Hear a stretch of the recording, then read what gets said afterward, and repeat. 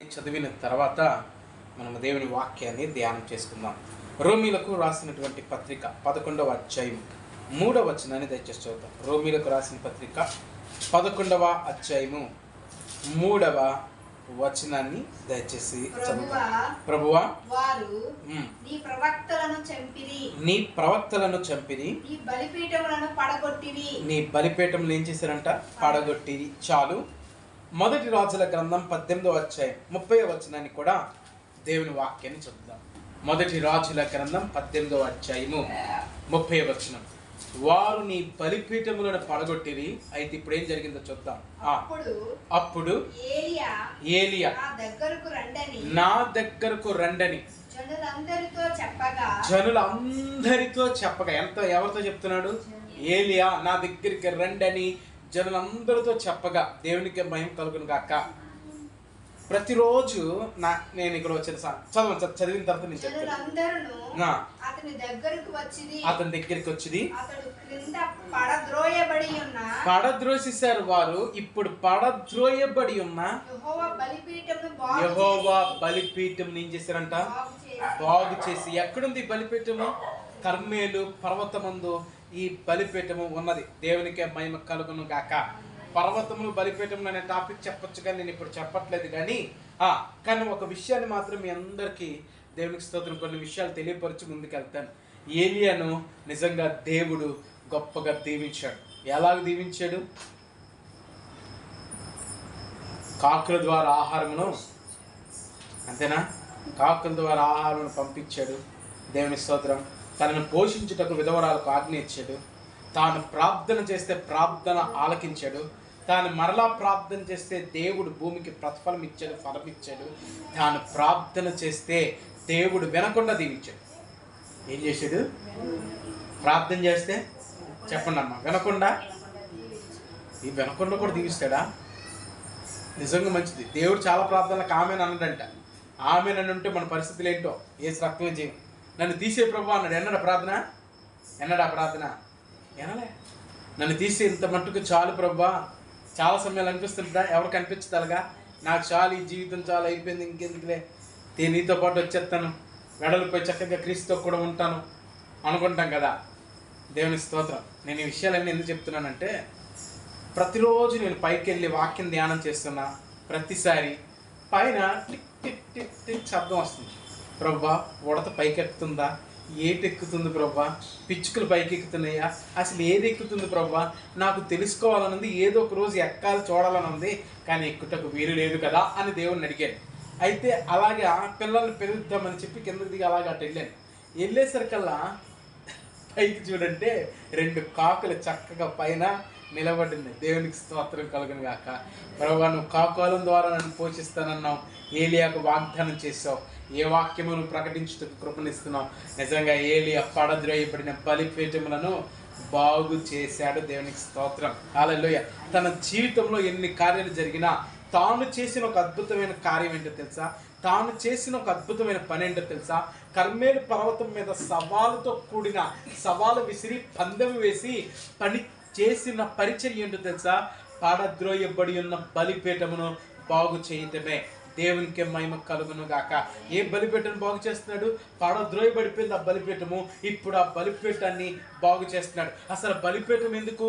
బలిపీఠమును కట్టి బలిపీఠం మీద బలులు అర్పించి ఆ బలుల ద్వారా దేవుడు దాన్ని స్వీకరించి, బాగా వినాలి మాట, దేవుడు దాన్ని స్వీకరించి ఏం చేయాలి? దేవుడు వారిని దీవించాలి. దేవునికి స్తోత్రం కలుగును గాక. వారు చేసిన, మీరు చదవండి బైబిల్ గ్రంథంలో లేవియాకాండం 1వ అధ్యాయంలో మీరు ఒక్కసారి ఆ బలిపీఠంను కట్టే విధానం కొరకు మనం ఒక్కసారి జాగ్రత్తగా పరిశీలన చేయగలిగితే, లేవియాకాండం 1వ అధ్యాయం 17వ వచనం చూడండి. దాని రెక్కలనందు సందున దాన్ని చేల్చవలను, దాని అవయవ భాగములను విడదీయకూడదు. యాజకుడు బలిపీఠం మీద అనగా అగ్ని మీద కట్టెలపైని దాన్ని దహింపవలను. అది దహన బలి అనగా యెహోవాకు సువాసన గల హోమము. ఆయన దాన్ని ఆంగ్రనించి అని ఒక దగ్గర ఉంటుంది. ఏం చేస్తాడు? ఆ సువాసన అంతా కూడా ఆంగ్రనించి ఆ హోమమును దేవుడు స్వీకరించి ఏం చేస్తాడు? ఇశ్రాయేలు ప్రజల్ని జ్ఞాపకం చేసుకుంటాడు. అనగా మనల్ని జ్ఞాపకం చేసుకుంటాడు. అందుకే మన బలిపీఠములను మనం కట్టాలి. ఎందుకు? బలి అర్పింపబడటం. పడద్రోయి పడిపోయింది బలిపీఠం, ఇప్పుడు దాన్ని లేపి ఏం చేయాలి? దాన్ని పడద్రోయబడిన బలిపీఠాన్ని బాగు చేయాలి. ఏం చేయాలమ్మా? బాగు చేస్తే అద్భుతం జరగబోతుంది. బాగు చేయకముందే పోనీ ఎలా పడితే అలాగ ఉందిలే ఆ బలిపీఠం, ఒంటే ఉందిలే ఆ బలిపీఠం, ఎలా పడితే అలాగా వేసామా, కట్టలు తీసుకొచ్చేసామా, చక్కగా పేచేసామా, దాని మీద దహన బలి పశువు పెట్టేసామా, ప్రార్థన చేసామా, అయిపోయిందా? కాదు. ముందు చేయాల్సిన క్రమం కరెక్ట్గా చేస్తే నీ ప్రార్థన ఆలకించి నీకు జవాబిచ్చేవాడు దేవుడు. ఆమేన్, హల్లెలూయా. నీకు జవాబిచ్చేవాడు దేవుడు, నీ ప్రార్థన ఆలకించేవాడు దేవుడు. ముందు పడిపోయిన బలిపీఠాన్ని బాగు చేయడం నేర్చుకోగలగాలి. ఏం చేయాలమ్మా? పడిపోయిన బలిపీఠాన్ని బాగు చేయడము నేర్చుకోవాలి. కొన్ని బలిపీఠాలు ఉన్నాయి బైబిల్ గ్రంథంలో, కొన్ని బలిపీఠం దగ్గర చేయాల్సినవి ఉన్నాయి. ఎందుకయ్యా బలిపీఠం? బలి చక్కగా అవ్వాలి, దేవుడు ఈ సువాసన ఆగ్రహించాలి, దేవుని కార్యములు జరగాలి, దేవుని అద్భుతములు మేము చూడాలి, ప్రజలందరూ కూడా దేవుని శక్తిని గ్రహించాలి. అందుకేం చేయాలి? పడిపోయిన బలిపీఠమును బాగు చేయాలి. చెప్పండి అందరూ, పడిపోయిన బలిపీఠం. నా జీవితంలో ఏ బలిపీఠం పడిపోయిందో ఆ బలిపీఠాన్ని నేను ఇప్పుడు బాగు చేయాలి. ఎందుకయ్యా పడిపోయింది? కర్మేల్ పర్వతం మీద ఎందుకు పడిపోయింది బలిపీఠం? అక్కడే కదా సవాల్ ఇస్తున్నాడు, రమ్మను ఎంతమంది, ఆ 400 మందిని, 450 మందిని, ఆ అషేరాదేవి, తర్వాత ఆ బయలులకు ముక్కిన వారిని రమ్మని చెప్పు, నేను ఒక్కనే నిలబడతా. జల్లందరిని పిలిచాడు, రండి. అలాంటి జనందరూ కూడా దగ్గరికి వచ్చారు. దానికి స్తోత్రం. ఇప్పుడు చదార్థం పడిపోయిన బలిపీఠను బాగు చేసి అనే మాటను మనం ధ్యానం చేయబోతున్నాం. నిజంగా బలిపీఠను బాగు చేయకుండా నువ్వు ఎంత చేసినా అక్కడ వ్యర్థమే. ఎందుకు పడిపోయింది బలిపీఠం? కారణం ఏమైనా కావచ్చు. కొన్నిసార్లు ఎందుకు పడిపోద్ది అంటే భీకరమైన వర్షాలు కొండ ప్రాంతంలో పడినప్పుడు, ఆ కొండపైన పడినప్పుడు దానికి ఏమైపోద్ది? మంటి బలిపీఠాలు కట్టాలి కదా, అంటే రాయిని మంటితో చేయాలి. ఆ మంటి కరిగిపోయి ఉండొచ్చు, అది బలిపీఠమే కానీ పడిపోయింది. లేకపోతే అక్కడ బలి జరగట్లేదు, చాలా కాలం అయిపోయింది. ఎవరో మామూలుగా మొన్న ప్రాంతాన్ని పరిశీలన చేస్తే ఆకతాయిలు ఈ ప్రాంతానికి నిప్పు పెట్టేశారు. మేబీ అలాగా ఎవరో ఒకరు ఉన్నదాన్ని ఇలా ఆ రాయిని ఇలా లాగటం వల్ల కూడా పడిపోవచ్చు. అవునా? పైకి ఎక్కినోడు ఊరికే ఉంటాడు, కొంతమందికి చేతులు ఊరికే ఉంటాయా? ఉండవు కదా. ఉంటాయా? చెప్పినన్నా ఉంటాయా? ఉండవు. ఏమవుతాయి? అది కెలక, ఇది కెలక, వాళ్ళకు పేరు పెట్టారు, శిశింద్రీలు. ఏం పేరు? శిశింద్రి. అది కెలక, ఇది కెలక, అన్ని కెలుకుతూనే ఉంటారంట. చక్కగా ఖచ్చితంగా అడిగొస్తే నేను కూడా ఒకప్పుడు శిశింద్రినే, నేనేం పెద్ద ఇదిగా దేవుడు నన్ను మార్చుకున్నాడు. స్తోత్రం కలుగును గాక. నేను ఒక టీచర్ గారి ఇంటికి వెళ్తా, ఈ టీచర్ గారి ఇంట్లో ఒక వస్తువు ఉంది, దాన్ని పట్టుకుని తిప్పేస్తున్నాను దడదడ. రే నా పక్కన ఒకడు, రే అన్నయ్య ఆగిరా నాయన, ఇంకా ఇంత పెద్దడు వెయ్యాలి, ఇంకా జ్ఞానం రాలే, ఇంకా శిశింద్రి ఆశలు వేస్తున్నావు ఆయన గద్దిస్తే ఆ రాత్రికి వచ్చి ప్రార్థన చేశాను. నన్ను ఎవడైనా గద్దించి నన్ను ఏం చేయను, నాకు అలవాటు ఏంటంటే తిన్నగా తీసుకెళ్ళి దేవుని ఎదుటి పెట్టడం. ఒక సహోదరి చెప్తుంది ఒక మాట, అందరూ అంటారంటే వెళ్ళి నీ మొహం కడుక్కో, నువ్వు అసలు ఏ అందంగా ఉన్నావు, నువ్వెంత దరిద్రంగా ఉన్నావేంటి, అసలు నీ మొహం ఎప్పుడైనా అద్దంలో చూసుకున్నావా, ఇలాంటి మాటలన్నీ ఆ సహోదరితో అంటుంటారంట. ఆ సహోదరి ఏం చేస్తుందని తెలుసా? తిన్న దేవుని దగ్గరికి వెళ్ళి ఇలాంటి అందము లేని ముఖాన్ని కూడా నువ్వు నిలబెట్టి నువ్వు నన్ను ఉన్నతంగా దీవిస్తున్నావు, నీకు వందనాలు. వారు ఎన్నన్నా నాకే బాధ లేదు, వారు ఎన్నంటున్నా నాకు ఎటువంటి బాధ లేదు. వాళ్ళు అనుకొని నా ముఖం బాగాలేదనుకొని, నా పెద్ద అందంగా లేననుకొని, ఈ అందం లేని వ్యక్తిని కూడా దేవుడు సృష్టించి దేవుడు తన కృపకు నిలబెట్టుకున్నాడు. కాబట్టి దేవునికి స్తోత్రం. అంతే. హల్లెలూయా. పడిపోయింది ఆ బలిపీఠం. ఎందుకు పడిపోయింది. కానీ ఏలియా చూశాడు. ఒకవేళ నీ జీవితంలో ఎలాంటి బలిపీఠాలు పడిపోయేమో ఒకసారి నీ జీవితం నువ్వే తొంగి చూడు. చాలా సమయాల్లో మనం జీవితాలు మనం తొంగి చూడము. ఎదుటివాడి జీవితంలో తొంగి చూస్తాం, ఎదుటివాడి జీవితం గురించి తొంగి చూస్తాం. కానీ మన జీవితం గురించి ఏనాడు పరిశీలన చేస్తాం. అది ఎలాంటిది అంటాం, కానీ ఒక్కసారి నిన్ను నువ్వు పరిశీలన చేసుకో, నేను అంతకన్నా నేర్చిపోయిన వాడినేమో అని కొన్నిసార్లు మనకే అనిపిస్తుంది. కనుక నేనేమంటానంటే, ఎక్కడైనా ప్రతిదినము దేవుని వాక్యం మనకు ప్రకటింపబడుతుంది కృపలో. ఆ ప్రకటింపబడుతున్న ఈ దేవుని వాక్యం ద్వారా మన జీవితాన్ని మార్చుకుంటా క్రీస్తు స్వారూప్యంలోనికి మార్చబడుదుము కాక. అసలు దేవుని ఉద్దేశం ఏంటంటే మనం క్రీస్తు స్వారూప్యంలోకి మారాలని. కానీ మనం ఎంతసేపు ఏమైపోతాం, ఎంతసేపు లోకం వైపు. ఏలియా లోకం వైపు చూడలేదు, మనుషుల వైపు చూడలేదు. పడిపోయిన బలిపీఠాన్ని బాగు చేయటం ప్రారంభించాడు. పాడైపోయిన బాగు చేయాలి. వారిని బలిపీఠం పడగొట్టేశారు. అవును, పడగొట్టారు వాళ్ళని బలిపీఠాన్ని. శత్రు సైన్యులు పడగొట్టారేమో బలిపీఠాన్ని. ఏ విధంగా కారణం చెప్పి బలిపీఠం పడింది. అప్పుడు ఏం చేయాలి తెలుసా? మొట్టమొదటి బలిపీఠం ఆదికాండం చూద్దాం. ఆదికాండం 12వ అధ్యాయం 8వ వచనాన్ని చదువుతాం. ఆదికాండం 12వ అధ్యాయం 8వ వచనం.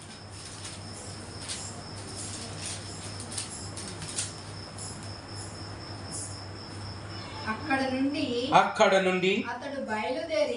నుండి అతడు బయలుదేరి బేతేలుకు తూర్పునున్న కొండకు చేరి పడమటనున్న బేతేలునకును తూర్పునున్న హాయికిని మధ్యన వేసి అక్కడ యెహోవాకు బలిపీఠమును కట్టి యెహోవా నామమున ప్రార్థన చేసిన. దేవునికి స్తోత్రం కలుగును గాక. ఏ బలిపీఠం కట్టాడు? ప్రార్థన అనే బలిపీఠాన్ని కట్టుకున్నాడు ఆయన. ఏ బలిపీఠం కట్టాడు? ప్రార్థన అనే బలిపీఠం కట్టాడు. నేను ఒక ప్రశ్న వేస్తాను, మీ ప్రార్థన జీవితం పడద్రోయబడిపోయిందేమో. ప్రార్థన చేస్తున్నావా? పడిపోయిన నీ బలిపీఠాన్ని బాగు చేసి ప్రార్థన జీవితాన్ని కలిగి ఉంటా. బలిపీఠం ఏమో చెడిపోయింది, బలి మీద బలి అవ్వట్లేదు. 5 రకాల బలుల గురించి చెప్తూ ఈ విషయం చెప్తాను. 1 దాన బలి. ప్రార్థన చేయి ప్రతి ఒక్కడు కూడా తనను తాను సజీవ యాగముగా సమర్పించుకుని ప్రార్థన చేయాలి. ఎప్పుడే నన్ను సమర్పించుకున్నావా? నేను క్రీస్తుతో కూడా సిలువ వేయబడ్డాను. నేను క్రీస్తుతో కూడా ఏబడ్డావా? ఇంకా కోపము, క్రోధము, ఇంకా కక్షలు, ఇంకా పగలు, ప్రేమ లేని తత్వము, క్రీస్తుతో కూడా సిలువ వేయబడ్డావు కదా. మృతి ప్రేమింపలేడు, పగబెట్టుకోలేడు అని దేవుని వాక్యం చెప్తుంది కదా. అవునా? నేను చనిపోతే ఇక ప్రేమించడం ఏంటి, పగబెట్టుకోండి. దేవుని ప్రేమే నాలో వసిస్తుంది, పగ నాకు. ఆయన అంటాడు కదా, పగ తీర్చుకొనుట నేనే ప్రతిఫలిస్తాను. అందుకే ఆయన చేతికి అప్పగించండి ప్రతి వ్యాజ్యమును. నిన్ను నీవు సజీవ యాగముగా సమర్పించుకోవాలి. హల్లెలూయా. మీకు ఒక విషయాన్ని చెప్తాను, చాలా జాగ్రత్తగా ఉండండి. ఎందుకో ఈ మాట దగ్గర నాకు ఈ ప్రేరేపణ వస్తుంది. మీ ప్రార్థనా జీవితంలో దేవునికి అనుకూలం కాని ప్రార్థనలు అయితే, అనుకూల సమయంలో నేను ప్రార్థించుచున్నాను అంటాడు. నా ప్రార్థన దేవునికి అనుకూలంగా ఉండాలి. ఎలా ఉండాలమ్మా? మీ క్వశ్చన్ చెప్తాను బాగానండి. నీ ప్రార్థన దేవునికి అనుకూలం కానిదైతే అది ఎలాంటిదంటే, సౌలు తన జీవితంలో అమాలేకుల్ని విడిచిపెట్టేసేమంటది. సజీవ యాగముగా సమర్పించుకోలేదు అనే మాట గురించి నేను మాట్లాడుతున్నాను. ఎలా అంటే, నా జీవితంలో ఏదైతే ఉండకూడదో, దేవుడు ఏదైతే ఉండొద్దని నిర్ణయించాడో దాన్ని నేను మోసుకుంటూ వస్తున్నాను అనుకోండి, నువ్వు సమర్పించుకున్నట్టేనా? ఏమాత్రం కాదు. దేవుడు ఏదైతే నా జీవితంలో ఉండొద్దు, దేవుడు ఏమన్నాడంటే అమాలేకులను ఉంచొద్దు, వారితో తరతరముల యుద్ధమే అని అన్నాడు కదా. ఉంచొద్దంటే మీకు విషయం తెలుసా? సౌలు ఉంచాడు. సౌలు ఏం చేశాడు? ఉంచాడు. సౌలును చంపింది అమాలేకు దేశం నుంచి వచ్చిన వ్యక్తి కాదంట. నేను ఇశ్రాయేలు దేశంలో నివసించే అమాలేకుని అంటాడు. మీరు 2వ సమయంలో 1వ అధ్యాయం చదివితే దావీదుతో ఆ అమాలేకుడు వచ్చి అంటాడు, అయ్యా సౌలు చనిపోయాడు. ఎలా చనిపోయాడు? ఆయన అటు ఇటు తిరగలేకపోతున్నాడు, నేను చూశాను, గమనించాను. ఎట్రా అన్నాడు. నువ్వెవరు అంటే, నేను ఇశ్రాయేల్ దేశంలో నివసించే అమాలేకుడిని. ఇశ్రాయేల్ దేశంలోనే నివసిస్తున్నాడు. ఎక్కడ? ఎవడు? అమాలేకుడు. ఎవడు ఉండవచ్చా ఉండకూడదా? వాక్య ప్రకారం ఉండకూడదు. దేవుడు కూడా వద్దు అంటే ఇంకా నీలో నివసిస్తున్నాడేమో. ఇంకా నీలో నివసించటం అవుతుందనుకో, ఏమవుతుంది తెలుసా? అది నీ వరకే అయిపోతుంది, నా తర్వాత ఇంకొండదు అనుకుంటున్నావేమో. ఆ అమాలేకులను అలాగ ఎంతమందిని విడిచిపెట్టారో తెలియదు, కానీ అమాలేకుల్లో నుండి వచ్చాడు అగాగీడ్ అనేటువంటి హామాన్. ఎవరు వచ్చారు? కరెక్ట్గా ఎన్ని సంవత్సరాలు తెలుసా? ఒక 500-600 సంవత్సరాలకు వచ్చాడు. 500 సంవత్సరాల తర్వాత కూడా వదలలే అమాలేకుడు. మనం అనుకుంటే ఈ రోజుతో అయిపోయింది, బెడద వదిలిసిందని. అది జీవితకాలం వెంబడిస్తూనే ఉంటుంది. అది మన పిల్లలకి మనకు ఇంకా శ్రమ తెస్తూనే ఉంటుంది. అప్పుడు హామాన్ ఏం చేశాడు? యూదులందరినీ చంపేస్తున్నాడు. అంటే ఎవరిని? ఈ కుటుంబాన్ని అంతటిని లైవ్ చేయాలని ఆశపడ్డాడు. కానీ దేవుడు సహాయం చేశాడు, తన కుటుంబాన్ని రక్షించుకున్నాడు. ఆమేన్. అక్కడికి ఆగిందా? యేసుక్రీస్తు ప్రభువు పుట్టారా? అప్పుడు ఎవరున్నారు చెప్పండి? ఒక రాజు ఉన్నాడు. ఆ రాజు పేరేంటి? హేరోదు. హేరోదు ఇదుమియా, లేకపోతే హేరోదు ఈ అమాలేకు సంతానం దాంట్లోనే ఒకడు. 2 సంవత్సరాల పిల్లలందరినీ చంపించాడు యేసుక్రీస్తు గురించి. లోక రక్షకుడు జన్మించాడని ఎరిగి ఉన్నప్పటికీ తన రాజ్య సింహాసనం ఎవడు తీసుకెళ్ళిపోతలేమని భయంతో ఆగారు అనుకుంటున్నారు. ఎప్పటికి ఆగలేదు అది. ఎప్పటికి ఆగలేదు అది.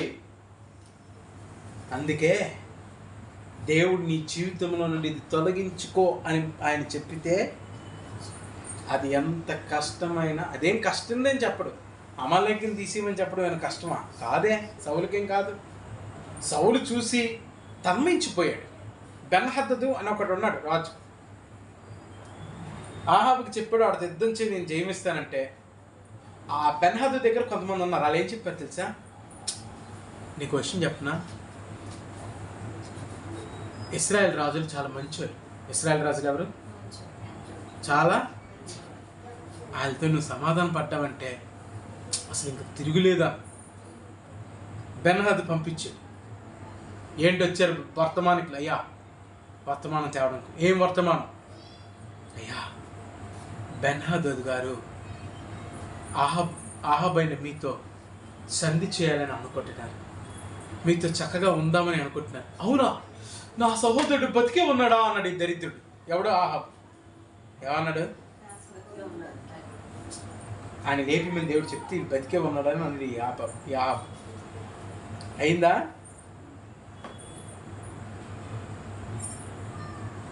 ఆఖరికి ఏమైంది? ఎలా చనిపోయాడు తెలుసు? ఆహాబ్ చాలా విచిత్రంగా ఉంటుంది. ఆహాబ్ మరణం అందరి మరణాల్లో విచిత్రమైన మరణం ఎవరిదంటే ఆహాబ్దే. ఇది చాలా విచిత్రం. ఎందుకు విచిత్రం అన్నాను చెప్తాను. అంటే దాని నుంచి ఒక పొల్లలాంటిది ఏదైనా ఉంటే చెప్తున్నా. ఇప్పుడు ఇది ఉందనుకోండి, ఆహాబ్ ఎలా చనిపోయి చెప్తాను. ఇది ఒక బాణం. ఆడెవడో సరదాగా తీసాడండి బాణం. ఎవడాడు? అవతల సైనికుడు ఎవడో ఆడెవడో సరదాగా తీసాడు. సరదాగా తీసి సరదాగా వేసాడు. సరదాగా తీసి అవి అంత యుద్ధం జరుగుతుంటే వీడికి ఎందుకు మరి అది తీసి ఒకసారి ఇసిరిచాడు. అంటే వీడియో స్థితిలో ఉన్నాడో తెలియదు, కానీ మొత్తానికి వేసాడు. ఆ బాణం తగలగా ఎవడో తెలియంది. కవచ్ ఇక్కడ తగిలింది, షార్ట్ గుండె దగ్గరికి వెళ్ళిపోయింది. ఆ బాణం ఇక్కడ తగిలింది, గుండె దగ్గర పోయింది. రథం అంతా రక్తం అయిపోయింది. యెహోవా సెలవిచ్చిన ప్రకారం అలా అయిపోయింది. పడిపోయిన బలిపేట బాగుపరచకుండా ప్రార్థనలు ఎన్ని చేసినా ఫలితము దక్కదు. ఏ విధంగా పడిపోయింది ప్రార్థన జీవితం? ఇంకా ఇలాగే విడిచిపెట్టమన్న దానిని విడిచిపెట్టకుండా ప్రార్థన చేస్తున్నాం. ప్రభు అది ఒక్కటి నేను వదిలిపెట్టలేదు ప్రభు. దేవుడు అంటాడు అదే వదిలిపెట్టినన్నా బుచ్చికన్నా, నా చిట్టి తల్లి, నా చిట్టి తండ్రులు, నా బంగారు కొండ అని దేవుడు మాట్లాడుతూ అదొక్కటి విడిచిపెట్టినన్నా, అదొక్కటి విడిచిపెట్టి ప్రార్థన చేయి. లేదు ప్రభు, నీకు దయచేసి దండం పెడతా. అదొక్కటి అలా వదిలేమని చెప్పొద్దు ప్రభా. అవసరమైతే కొంతమంది ఏమంటారు తెలుసా, నేను వదిలేస్తా కానీ దాన్ని మాత్రం. కొంతమంది నిర్ణయం ఏంటి తెలుసా, ఆ వినేటప్పుడు వదులుతానులే తర్వాత ఇప్పుడేమన్నా ఎవడో గమనిస్తాడేంటి. నీకు నీవే అమ్ముకుంటివే అని ఉంటారు బైబిల్. నీకు నీవే దేనికి ఆ విడిచిపెట్టమన్న దానికి అమ్మేసుకుంటున్నావు. అదేమైనా నీకు మేలు కలగజేస్తుందా, చేయదు. నీకేమైనా క్షేమం కలగజేస్తుందా, లేదు. నీ ఇంటి వారికి అది ఆశీర్వాదం తీసుకొస్తుందా, కొత్త. వెరీ గుడ్, చేయదు. నీ ఇంటి వారికి ఆశీర్వాదం తీసుకొస్తుందా, తీసుకురాదు. కానీ అది మాత్రం ఉండాలి.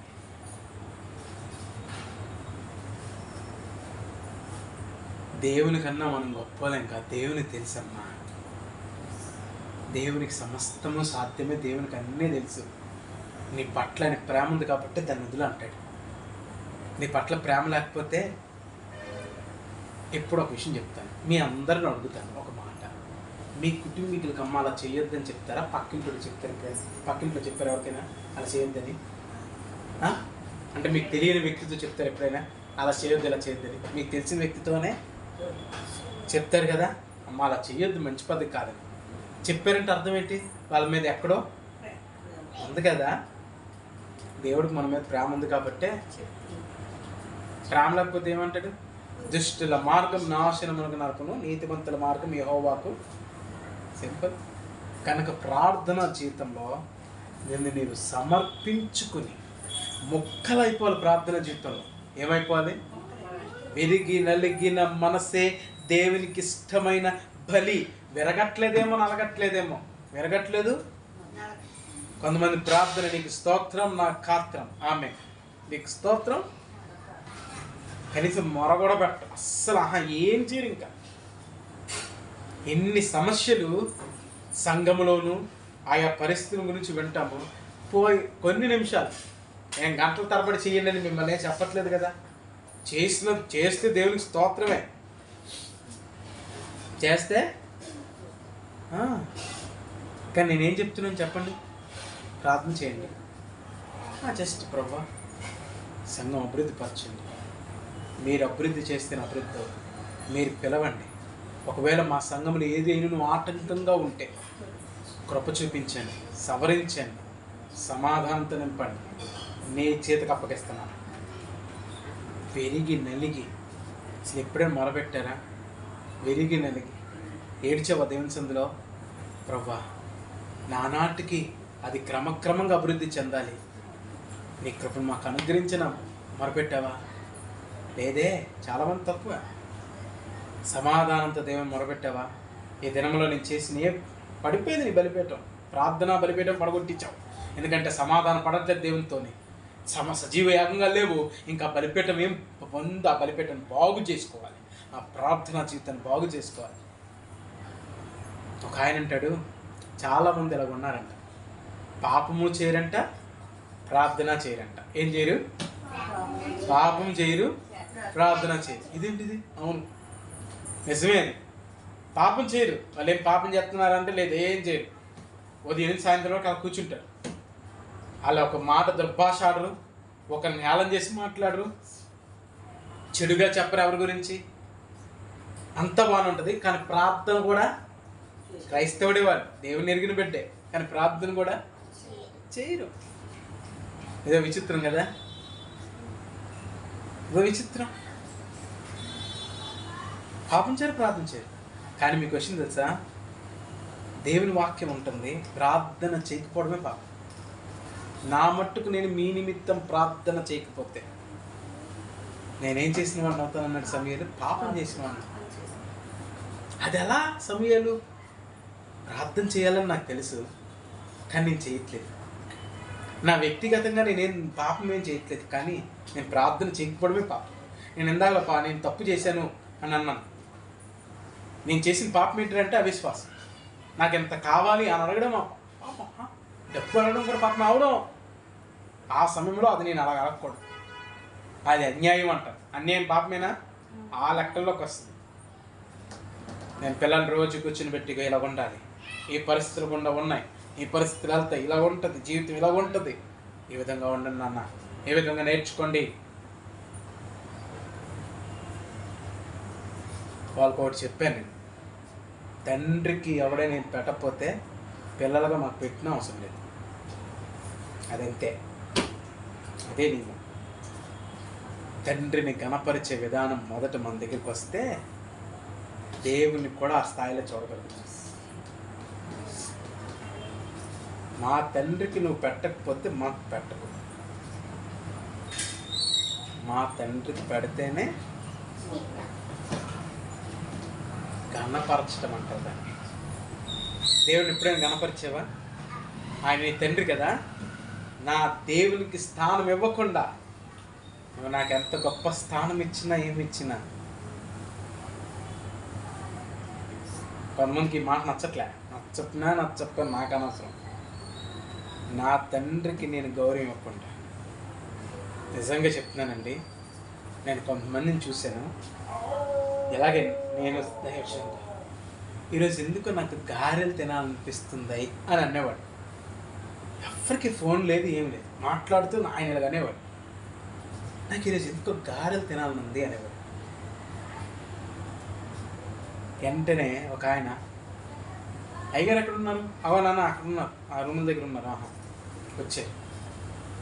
అయ్యా బాక్స్ అక్కడ అమ్మగారికి ఇవ్వచ్చు కదా. ఇవ్వచ్చా? ఇవ్వచ్చు అంటే ఇవ్వచ్చో లేదా చెప్పండి. ఇవ్వచ్చో లేదా? ఇవ్వకూడదు, అవన్నీ సమస్య. అలా ఇవ్వాలా ఇవ్వకూడదు అనేది తెక్కి, కానీ ఇవ్వచ్చా? ఇవ్వచ్చు. తిన్న నేరుగా దేవుని చేపల దగ్గరికి వచ్చి, ఏంటయ్యా గారెలు వేగారండి, 4 గారెలు తెచ్చాడు. ఇంట్లో గారెలు వేసారు, మా నాన్న కూడా గారెలు తినాలని గణపరచడం. అది మా నాన్న తినకపోతే మాకు వద్దు. నాన్న మంచి నాన్నే కదా, పిల్లలు పెట్టకుండా ఉండడా? పిల్లల క్షేమం గురించి ఆలోచించడా? పిల్లల క్షేమం గురించి, పిల్లలు తినకూడదు అనుకుంటాడా? అలా కాదు. కానీ ఇది క్రమం. మనం ఎప్పుడైనా సరే రూపాయి వాడాలన్న నా జీవితం నేను నేర్చుకున్నాను. ఇది మీకు నేను చెప్తున్నాను, వీళ్ళు పాటిస్తే కృపే. నా జీవితంలో ఎప్పుడైనా చెప్తున్నాను, నేను రూపాయి వాడాలంటే ముందు దానికి సంబంధించిన దాన్ని నేను నా దేవునికి ఇచ్చిన తర్వాతే అప్పుడు నేను వాడతాను. నిజం చెప్తున్నాను, నేను అబద్ధం ఆడలేదు. దేవునికి ఇచ్చింది, ఎందుకంటే ఆయన నా తండ్రి. ఆయన నా తండ్రి. ఆ క్రమంలోనికి రావాలి. పిల్లలకు కూడా చెప్తున్నాను, ఇప్పుడే మీకు ఎవరైనా 10 రూపాయలు ఇచ్చిన ముందు దాని చిల్లర కోసం ప్రార్థన చేయండి. దేవునికి ఇచ్చిన తర్వాత నేను ఖర్చు చేస్తాను. ముందే ఖర్చు తెచ్చేది కాదు, దేవుని ఎంత కాదు. ముందు దేవునికి ఇచ్చి నేను వాడతాను. అది ఎలా సాధ్యం? దేవునికి సమస్తం సాధ్యం. దేవుని పైన ఆనుకున్నట్టు నేర్పిస్తున్నాను నేను. నా పిల్లలకి అది నేర్పాను. నిజంగా చాలా సమయాల్లో నేను కూడా తండ్రికి పెట్టకుండా తిని చాలా బాధపడ్డాను రా. కానీ ఎప్పుడైతే తండ్రికి పెట్టడం నేర్చుకున్నానో అప్పుడు నేను దీవించబడ్డాను. అప్పుడు నేను ఆస్వాదించబడ్డాను. నాకు నా ఎముకల్లో సత్తువ, నాకు నా శరీరంలో ఆరోగ్యం ఉంది.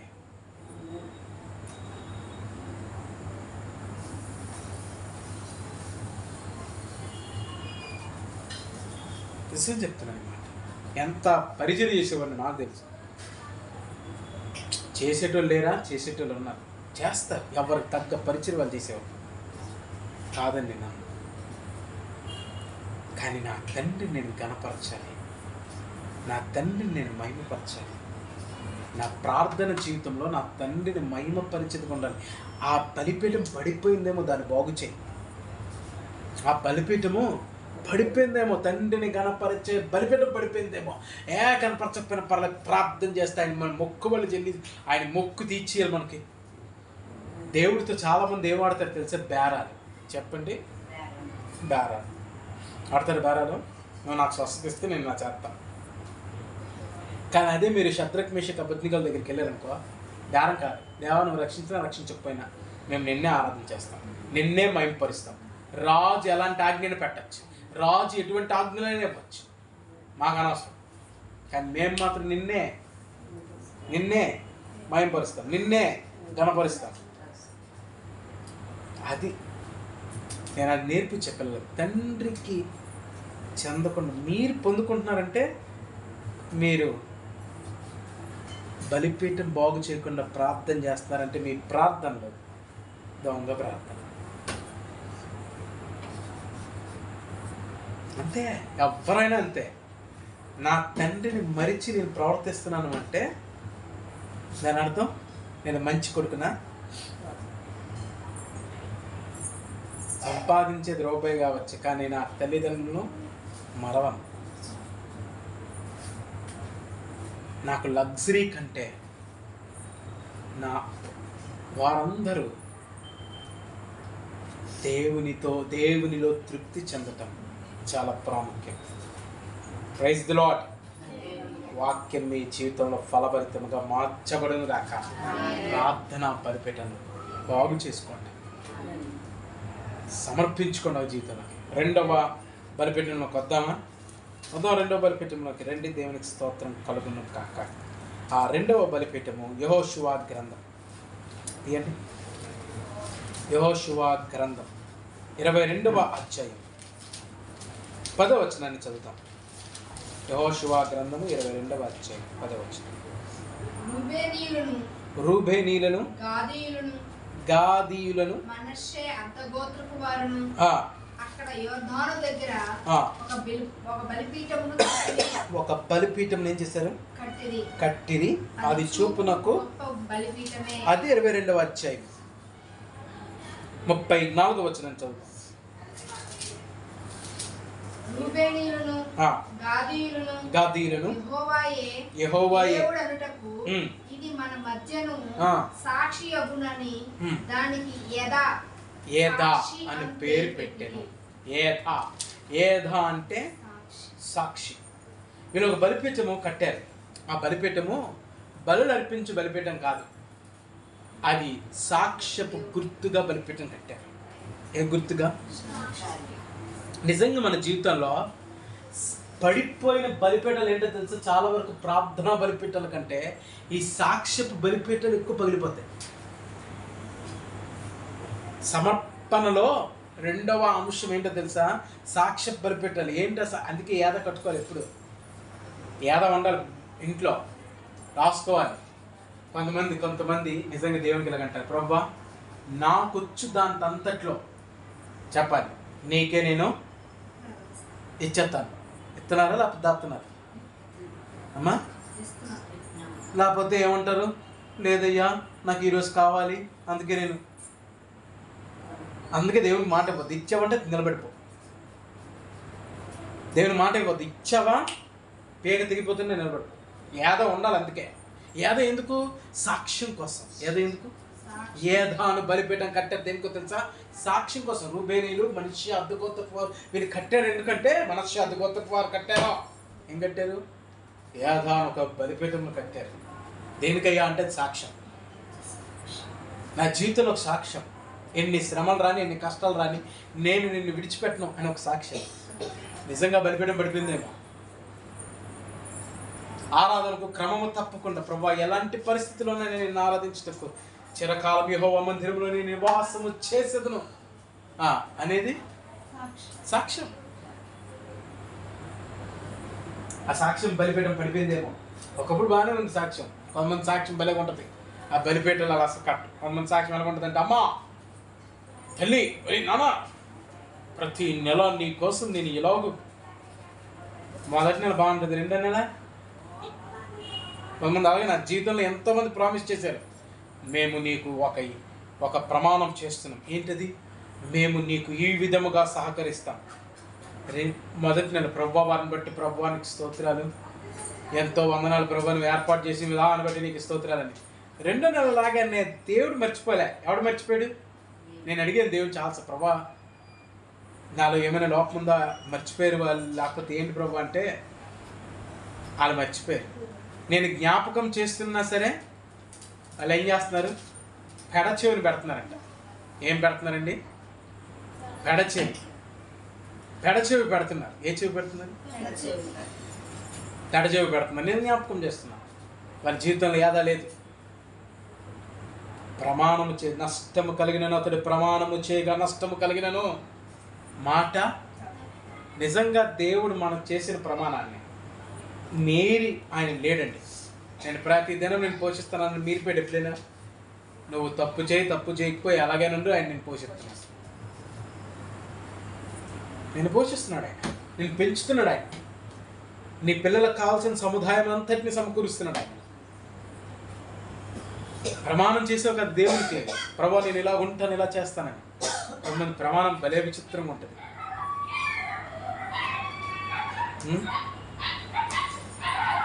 ఒకవేళ జక్కే ప్రమాణం లాగా ఉంటుంది కొంతమంది ప్రమాణం. ప్రభా నా ఆస్తిలో సగభాగము పేదలకు ఇస్తున్నాను.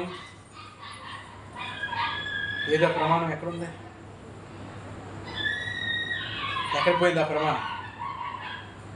ఎక్కడికి వెళ్ళిపోయింది ఆ ప్రమాణం?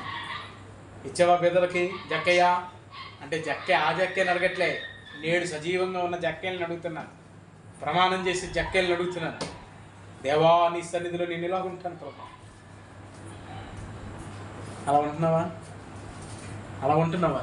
జక్కయ్య ఇత్తి ఏముంటుంది? జక్కయ్య నీ జీవితంలో ఏముండదు కదా అంటే, నాకు ఏసీ ఉన్నాడు చాలు. మీరు కూడా చాలా సమయంలో ఏమంటారు? మాకు ఏసీ ఉన్నాడయ్యా, ఆయన మమ్మల్ని నడిపిస్తాడు. ఎన్ని అబద్ధాలు! అదొక అబద్ధం. ఏదా లేదు, ఏదా బలిపీఠం పడిపోయింది. ఎందుకు పడిపోయింది? నువ్వే పడగొచ్చావు. ఎవరు పడగొచ్చారు? వారు నీ బలిపీఠం పడగొట్టిరన్నారు కదా, నీ బలిపీఠం నువ్వే పడగొట్టుకుంటున్నావు. ప్రమాణం చేసావా? మీ ప్రమాణం అప్రమాణముగా ఉండక అవునంటే అవును, కాదంటే కాదు చెప్పావంటే చేసేయాల్సింది. నా దేవునికి నేను దేవుని స్తోత్రం చెప్పలేండి, చెప్తే మీరైపోతారు. నాకు తెలిసి 80% దేవునికి ఇస్తున్నాను. 80% ఎవరికి ఇస్తున్నాను చెప్పండి అమ్మా. 20% వాడుతున్నాను నేను. నాకు వచ్చిందంత పరిచర్యకే పెట్టండి అని ఒకరి చేతిలో పెడుతున్నాను. పరిచర్యకి దాయండి అమ్మా, పరిచర్య కోసం వాడాలి. నా స్వలాభం కొరకు, నా సొంత పనుల కొరకు, పరిచర్య కొరకు, దేవుని కొరకు ఎలా ఇస్తున్నారు మాకు చెప్పండి అంటే నేను చెప్తాను దానికి.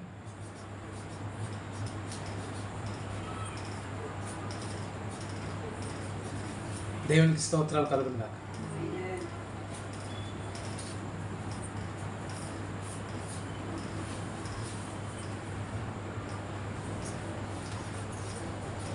ఏదా ప్రమాణం చేసావా? ఆమె నాకు తల్లి అని ప్రమాణం చేసావా? ఆడు నాకు కొడుకు అని ప్రమాణం చేసావా? మాట తప్పుకోకూడదు. మాట ప్రమాణం చేసేవాడిని నిలబడిపోవాలి. నష్టం వచ్చినా, కష్టం వచ్చినా, శ్రమ వచ్చినా, ఇబ్బంది వచ్చినా నిలబడాల.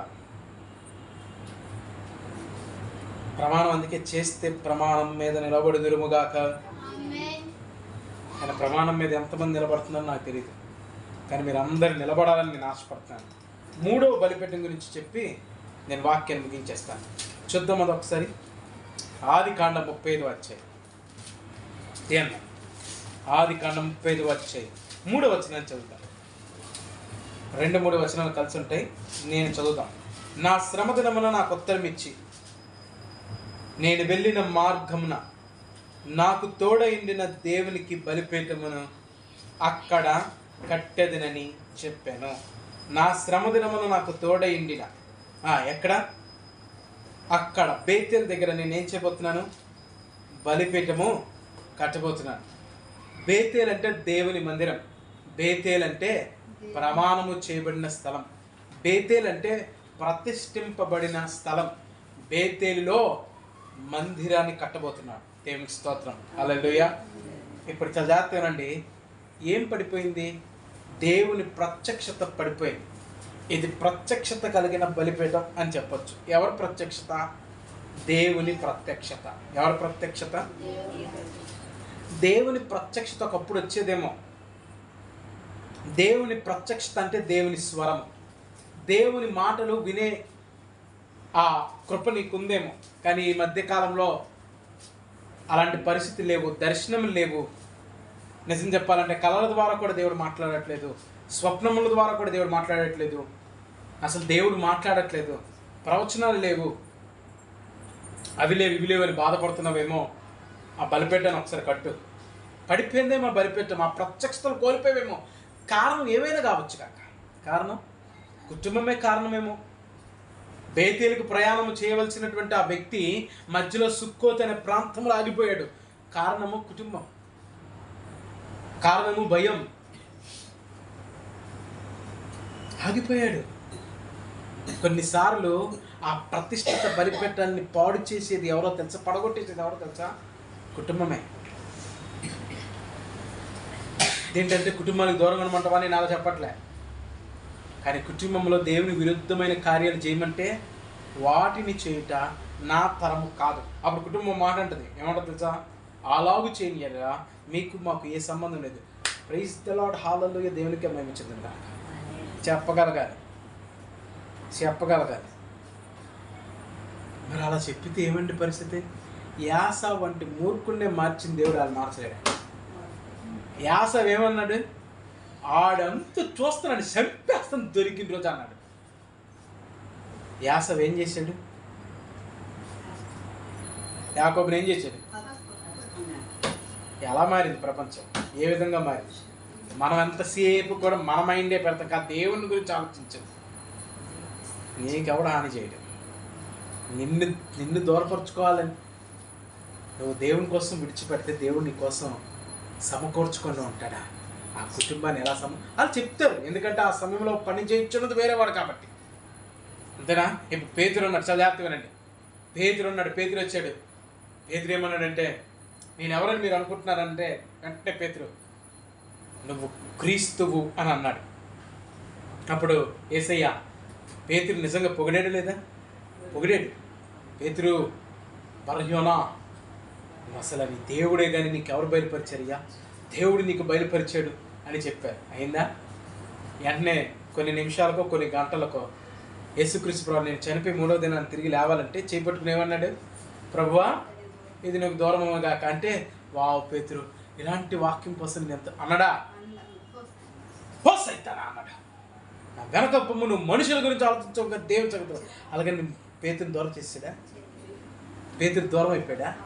మరింత దగ్గర అయ్యాడుగా, మరింత దగ్గర అయిపోయాడుగా. ఆ కృపలోకి రానివ్వండి, ఆ కృపలోకి వెళ్ళనివ్వండి. దేవునికి మహిమ కలుగుగాక. పడిపోయిన బలిపీఠాలను కడదాం. దేవుడు మనల్ని ఉన్నతంగా తన మహిమతో నింపబోతున్నాడు. ప్రార్థన చేసుకుందాం. ప్రార్థన.